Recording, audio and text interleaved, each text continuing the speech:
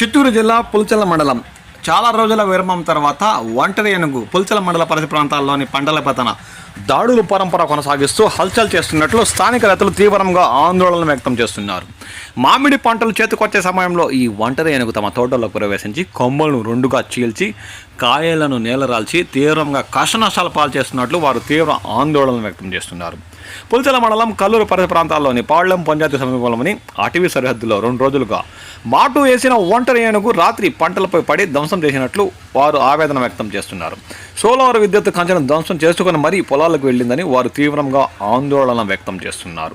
కోటపల్లిలోని మామిడి చెట్ల కొమ్మలను విరిచేసిందని, టన్నుల కొద్ది కాయలను నేలలాల్చినట్లు, అలాగే పశుగ్రాసాన్ని మేసేసి పొలాల గట్టులను ధ్వంసం చేసినట్లు వారు తీవ్ర భయభ్రాంతులకు గురవుతున్నారు. రాత్రంతా పొలాల్లోనే తిష్ట వేసిన ఒంటరి ఏనుగు ఉదయం అడవిలోకి తిరుగుముఖం పడుతున్నట్లు వారు పేర్కొంటున్నారు. దారిలో వెళ్తూ రైతుల తోటలో ప్రవేశించి మామిడి చెట్లను కొమ్మలు విరుచుకుంటూ వెళ్ళిందని స్థానిక రైతులు ఆందోళన వ్యక్తం చేస్తున్నారు. పగలంతా అడవిలోని చింతమాను పెంట వద్ద ఒంటరి ఏనుగు సంచరిస్తున్నట్లు స్థానిక రైతులు పేర్కొంటున్నారు.